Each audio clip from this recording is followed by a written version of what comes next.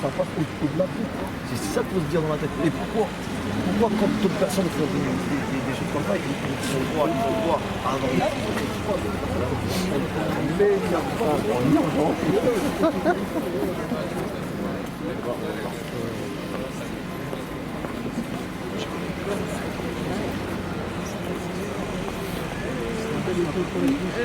fin d'année, voilà.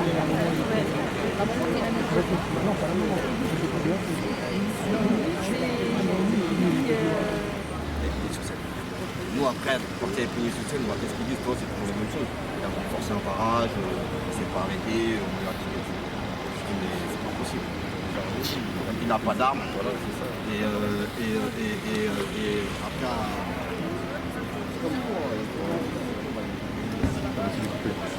Ah, il doit passer la carte. Parfait. Il valide avec le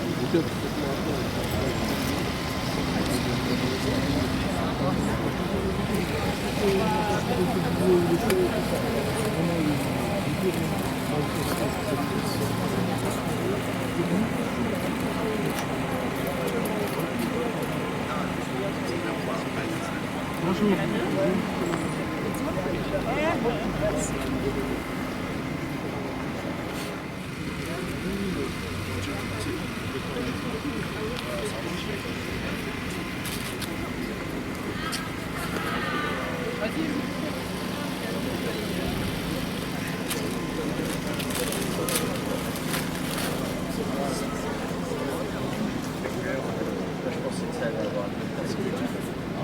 Parce que le verre, c'était...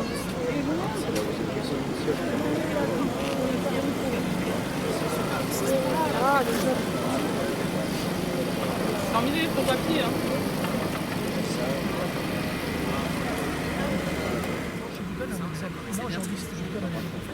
De soutenir les gens et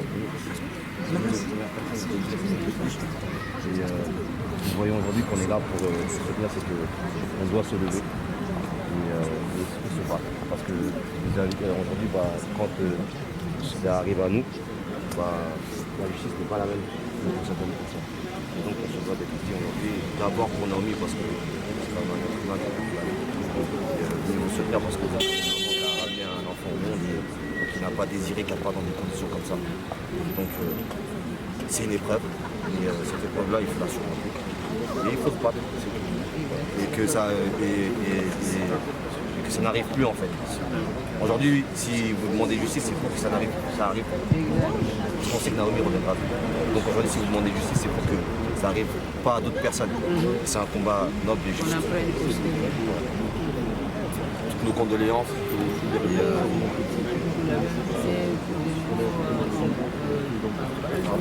Il a été tué par la police pour la nuit du 16 au 17 janvier sur scène. Il a tiré à 8 reprises dans son véhicule. Et malheureusement, il a pris une balle dans la tête. Et il avait 26 ans. La lutte de la police.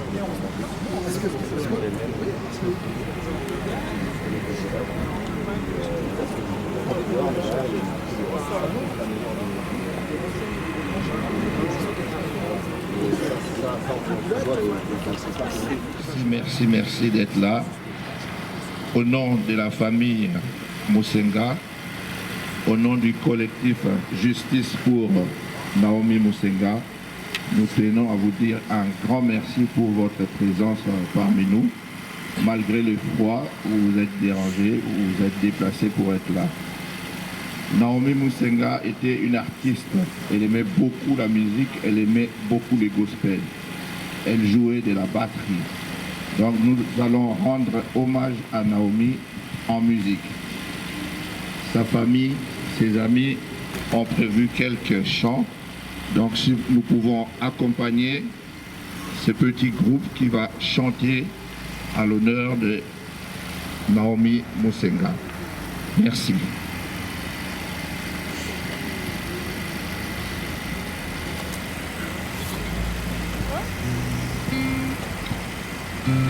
Allez. Je suis obligée de chanter parce que la première des choses, c'est mon travail. Et surtout que pour ma fille, qui était en plus vraiment une vraie adoratrice de Dieu. C'est pas facile. Quelquefois, les notes ne seront pas justes, mais il faut quand même chanter. Parce que chanter, moi, ça me guérit, ça me console aussi. C'est pourquoi je suis folle de la chanson. Nous allons prendre les chansons pêle-mêle et jusqu'à ce que nous arriverons à un chant fait pour Naomi. Parce que parmi nous, il y a des compositeurs, il y a des chantres, il y a des musiciens.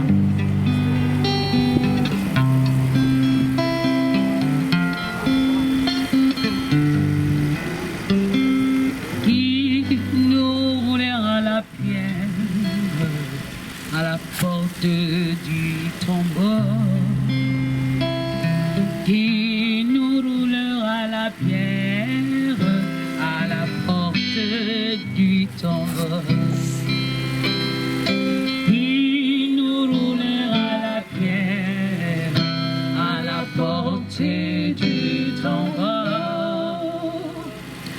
qui nous roulera la pierre à la porte du tombeau, qui nous roulera la pierre. Nous avions ceux à qui le système judiciaire est entre ceux qui dirigent le système judiciaire. Nous pensons qu'ils vont nous aider pour que cette histoire se termine vite, afin que tout le monde puisse un peu oublier, pas tout le monde attendre, n'est-ce pas, que le pouvoir qu'on leur avait remis, qu'il puisse arriver à nous donner une suite favorable dans cette histoire, de telle sorte que tout le monde soit à l'aise, soit calme. Je ne terminerai pas, je ne prendrai pas le micro pendant longtemps, mais nous souhaitons que la justice va bien nous aider à ce que cette histoire puisse bien se terminer. Bon, je préfère remettre le micro. Merci, pasteur Moussenga. Merci beaucoup. Nous allons passer à... Qui passe, nous ne respirons que l'angoisse d'une attente pour connaître la vérité sur ce qui a causé le décès de notre fille Naomi Moussenga. Naomi est décédée d'une manière atroce, abandonnée à elle-même, méprisée par les personnes qui étaient chargées de lui porter assistance et secours. Ces personnes avaient décidé de laisser mourir Naomi, notre fille. La parole de sentence a été entendue à travers toute la France.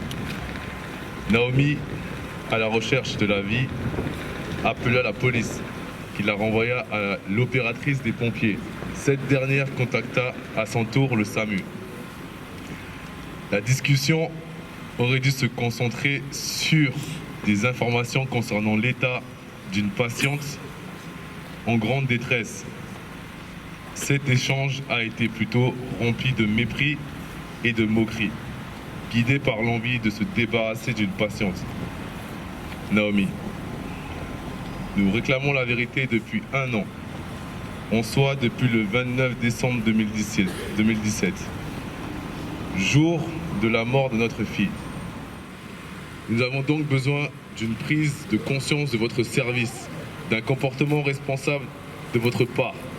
Nous attendons également que les mesures prises au sein de l'hôpital soient rendues publiques. Pour cette marche à la recherche de la justice et de la vérité pour ce qui est arrivé à notre Naomi, pour que cela ne puisse plus se reproduire. Que cette tragique histoire n'arrive plus à d'autres personnes, ni à d'autres familles. Nous en appelons à votre conscience et de votre responsabilité Monsieur le directeur des hôpitaux universitaires de Strasbourg, en vous remerciant d'avance pour votre attention.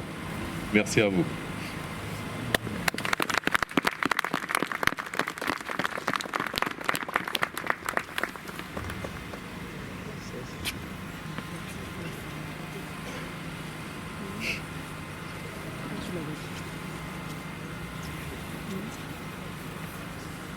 Parce que voilà, on voulait rappeler aussi que le combat que nous avons pour Naomi, c'est un combat aussi que d'autres personnes mènent bien avant, qui ont déjà mené, que d'autres personnes vont continuer à mener malheureusement, et que c'est important pour nous aussi d'être soudés dans ce genre de moment.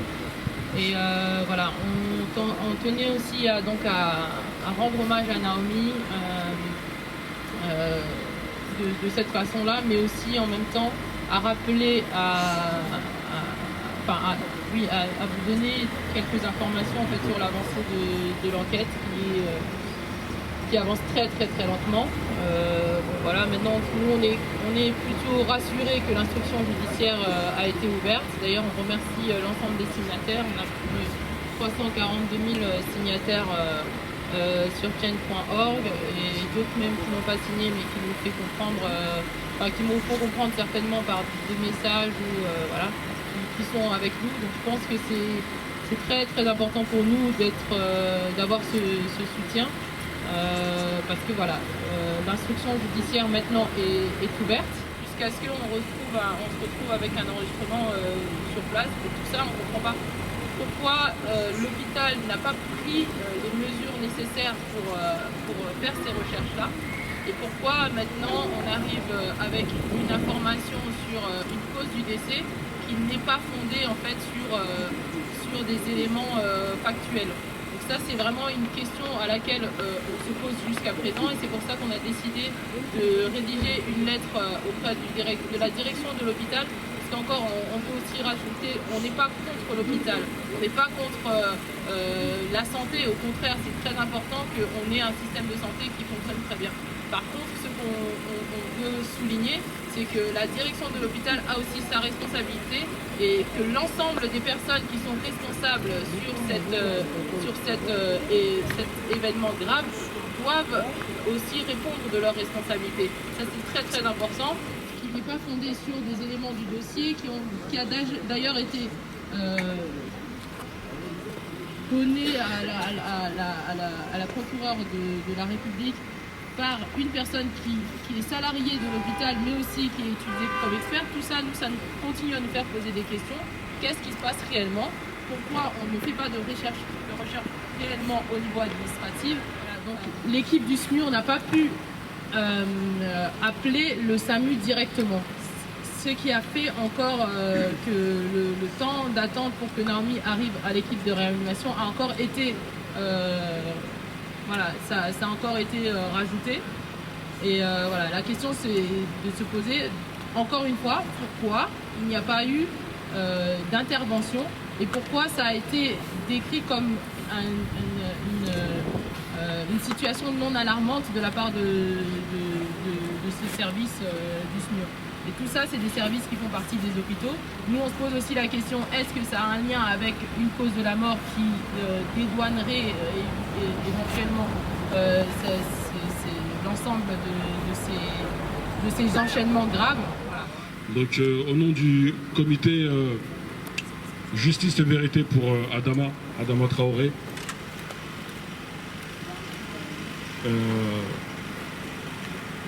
tout d'abord, j'aimerais apporter un message de la part de la famille Traoré et d'Assa Traoré, du comité, auprès de la famille Musenga. Donc vous avez tout le soutien de la famille Traoré, du comité, des militants qui nous soutiennent depuis 2 ans et demi. Donc ça fait 2 ans et demi qu'une famille se bat contre une injustice, cette même injustice qui a frappé la famille Musenga. Les histoires ne sont pas les mêmes. Mais le mécanisme est le même, okay, concernant la mort de leur fille, de leur sœur.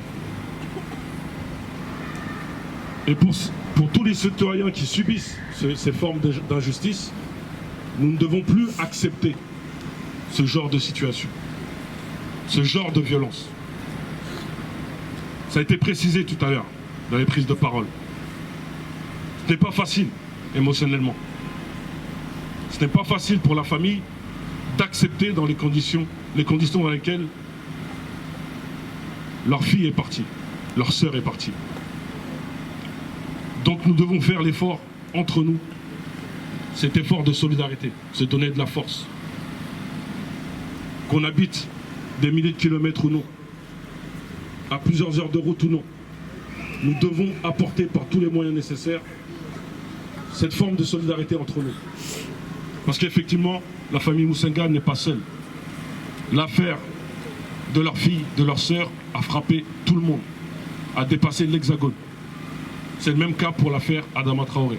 Ça fait 2 ans et demi que la famille se bat parce que nous avons un système face à nous qui a cherché à continuer à mentir sur les conditions dans lesquelles est mort Adama Traoré. Nous avons... Et que la victoire nous soit certaine. Je vous en remercie et nous nous encourageons de continuer à combattre jusqu'à ce que cette affaire soit vraiment lumineuse.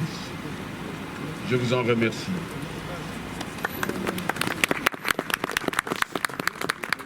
Merci, pasteur, pour votre déplacement de si loin d'Italie. Justice pour Naomi et pour nos êtres chers.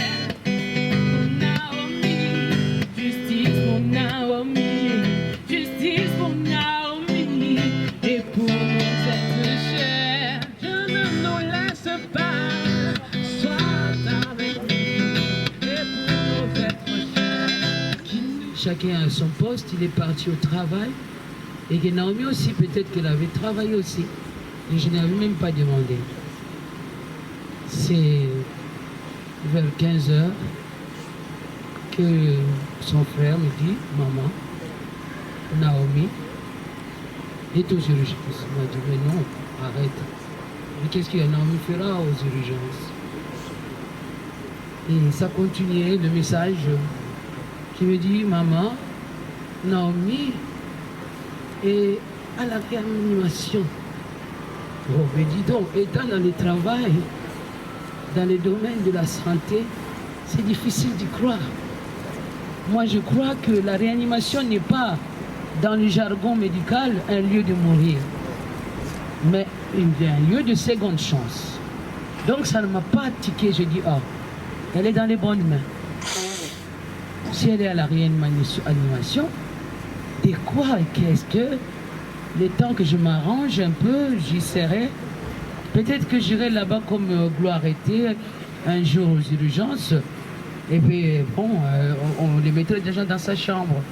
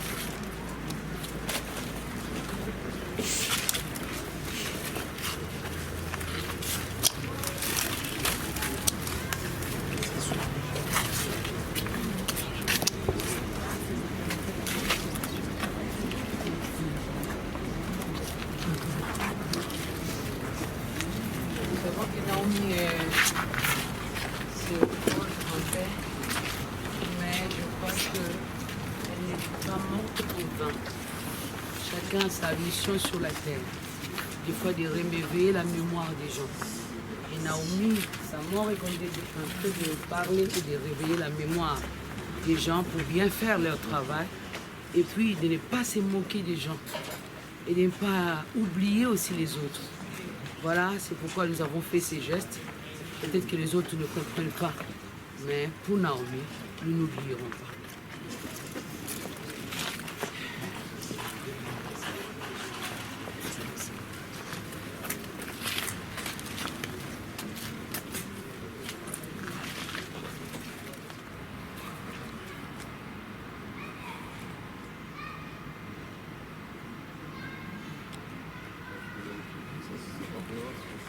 C'est avec tristesse qu'on est ici, mais en même temps avec une détermination de ne jamais lâcher l'affaire et être auprès de ceux qui souffrent et leur apporter simplement notre soutien. Et que de dire aussi à l'État et au gouvernement qu'on ne veut plus voir ça et que chacun doit prendre ses responsabilités. Et puis voilà, c'est pour cela que nous sommes là avec toute l'équipe en soutien, pour apporter notre soutien et notre solidarité vers la famille Musenga. Et qu'il n'y a plus cette histoire de Naomi et que ça ne se reproduise plus. Et surtout que justice soit faite par rapport à la famille Musenga. On ne lâchera jamais tant qu'on n'a pas la vérité. Et nous sommes déterminés à aller jusqu'au bout. Maman, le papa, les frères et sœurs et toutes les personnes qui le soutiennent. Moi, je me suis déplacé aujourd'hui parce que nous devons être là aujourd'hui à soutenir la cause. Parce que le combat est juste et noble. Aujourd'hui, il faut que vous sachiez que moi, j'ai perdu un frère aussi. C'est d'une autre mort. Et c'est quand même c'est la mort qui nous lie aujourd'hui. Et il faut que vous sachiez que le système juridique, il n'est pas le même pour tout le monde. Le système juridique fait traîner les affaires qui ne sont pas bons pour l'image de la France. Et malheureusement, c'est quand ça arrive à nous que ce système-là est fait pour traîner les affaires. Et aujourd'hui, si la famille Musenga se sont réunis pour demander justice pour Naomi, je vais vous dire une phrase qui m'a touché le jour où j'ai perdu mon frère. C'est une sœur qui est venue à mon soutien, qui s'appelle Assa Traoré. Et elle m'a dit, Mamadou, avant Adama, il y a eu des Adama. Et après Adama, il y aura des Adama. Et après Gaï, avant Gaï, il y a eu des Gaï Camara. Et après Gaï Camara, il y aura des Gaï Camara. Comme toute personne. Personne n'a droit de négliger la vie d'un être humain. Et aujourd'hui, la vie de Naomi, elle a été négligée. Et Naomi a perdu la vie. Mais ce que vous faites, c'est noble. Et c'est un combat juste. Et ce combat-là, il doit être mené ensemble. Tous ensemble. C'est un combat qui doit être mené avec toutes les personnes. Il ne faut pas que ça arrive aux autres pour que les autres comprennent que ce combat-là doit être mené. Et moi, on est venu de Paris, le comité Vérité et Justice pour Gaï Camara. C'est le comité Vérité et Justice pour Adama Traoré qui m'ont appelé et qui m'ont dit, Mamadou, je ne sais pas si tu as suivi, mais il y a la commémoration de Naomi. Et j'ai dit à la sœur Assa, j'ai dit, je serai là aujourd'hui. Et grâce à Dieu, on est là. Et on vous soutient. N'oubliez pas une chose, que il faut qu'on se batte. Il faut qu'on se batte pour demander justice pour nos proches. Parce que la France, c'est un pays de droit, soi-disant. Mais quand ça arrive à nous, le droit n'existe pas. Quand ça arrive à Naomi, la justice fait tarder les choses. En fait, voilà, déjà c'est un hommage à la mémoire de Naomi. Ça fait 1 an aujourd'hui qu'elle est décédée. Et la famille a tenu avec la famille et le collectif Justice pour Naomi Musenga a tenu à rendre hommage à Naomi et à rappeler un peu les circonstances de sa mort. C'est aussi important. Donc, comme vous tous le savez maintenant, elle est morte dans des conditions atroces, voilà, inacceptables. Donc, dans un pays comme la France, un pays de droit de l'homme. Donc, malheureusement, les conditions dans lesquelles elles sont mortes voilà, est indigne du niveau, de la qualité, de l'image que l'on a du système hospitalier français. Et voilà, c'est pas pour jeter le l'opprobre sur tous les personnels de santé, mais voilà, par rapport à cette affaire, il a été démontré qu'il y a des gens qui sont à l'hôpital et qui n'ont rien à y faire, malheureusement, et qui sont déshumanisés. Donc je pense que le fait que la ministre, à un moment donné, a décidé dans une première mesure d'accentuer et d'allouer des fonds pour la formation des assistantes régulatrices, c'est déjà une avancée. Donc il en faut vraiment, parce qu'on ne peut pas sous-traiter les appels téléphoniques qui enregistrent l'appel des gens qui sont en danger de mort par n'importe qui. Et je pense que cette affaire Naomi Musenga, avec le comportement que l'opératrice a, doit vraiment et sérieusement nous interpeller, à savoir vraiment comment est-ce qu'on recrute et comment on forme les opératrices régulatrices. Et je pense que la ministre a pris la mesure des choses à ce niveau-là. Mais on dit que c'est une première pierre à l'édifice, mais ça reste encore très très insuffisant par rapport à tous les dysfonctionnements, à tous les manquements graves qui ont été constatés à l'issue de cette affaire dont on a pu se rendre compte. Voilà, on a un hôpital aujourd'hui, un système de santé aujourd'hui qui est en dysfonctionnement général. Et on sait que c'est à cause de plusieurs facteurs. Donc on ne va pas seulement pointer l'opératrice. Elle, ce n'est qu'un petit maillon dans les chaînes de responsabilité. Voilà, donc on sait aussi que l'hôpital a une part de responsabilité dans ce qui est arrivé. La justice fera son travail. On espère vraiment qu'elle passera et que tous les moyens seront mis en œuvre vraiment pour aller au fond de cette affaire et que vraiment les coupables soient désignés et que justice soit faite pour Naomi.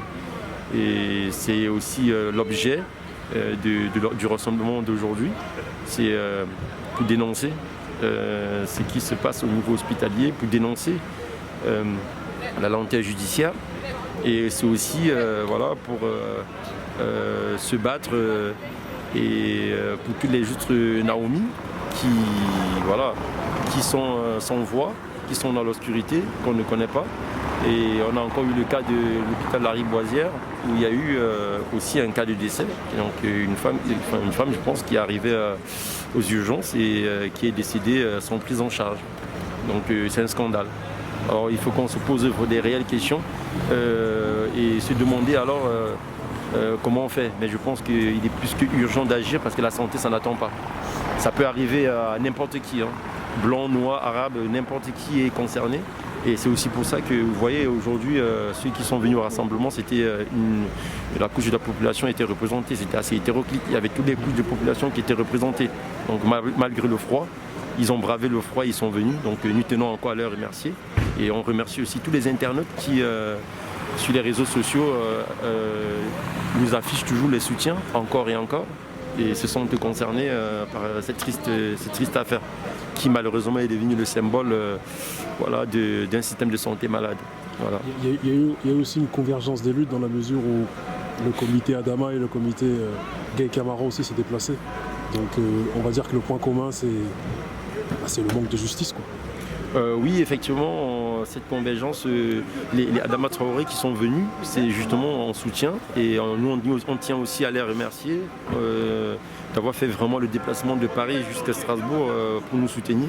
Donc merci aux frères et merci aux sœurs, parce que Assa Traoré n'a pas pu se déplacer. Donc je profite de l'occasion aussi pour la remercier directement, Assa Traoré, de la part du collectif Justice pour Naomi Musenga. Donc Assa Traoré, merci donc du soutien que tu apportes à la famille. Et voilà, nous aussi qui sommes soutien de la famille, c'est vrai qu'on a tout intérêt à se soutenir, les collectifs respectifs à se soutenir dans le cadre de ces luttes-là, pour à un moment donné dénoncer les lenteurs judiciaires qui sont instruites quand il y a des affaires comme ça qui concernent une certaine couche de la population. Donc n'importe qui l'aura compris. Voilà, et ça franchement il faudrait que ça change quand même. Parce que là on parle de la dignité humaine.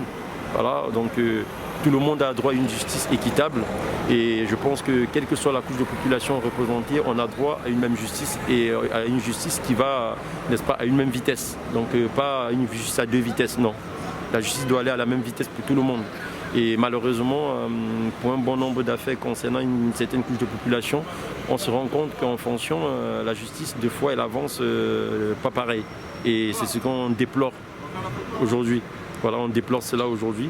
Et c'est aussi cette convergence de lutte qui a été mise en place justement par justice, par l'affaire Gaye, par l'affaire Adama Traoré et non par l'affaire Musenga. Donc c'est au niveau de la justice, on souhaite dénoncer justement cette lenteur judiciaire. C'est ça la convergence des luttes et c'est pour ça aussi qu'ils sont venus nous soutenir. Sur ces mots, je te remercie. C'est moi qui vous remercie de vous être déplacé. Merci.